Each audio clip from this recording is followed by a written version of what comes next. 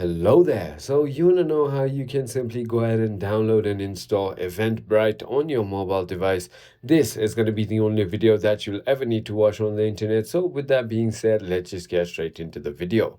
So whether you're on an Android device or an iOS device, this is going to be perfect for you. So first, simply go ahead and open App Store on your iOS device or Play Store on your Android and simply go ahead and search for Eventbrite, just like that.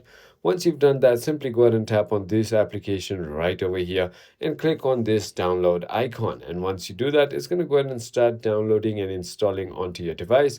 And that is it. All you need to do is simply go ahead and click on open, and there you go. Your Eventbrite application is opened.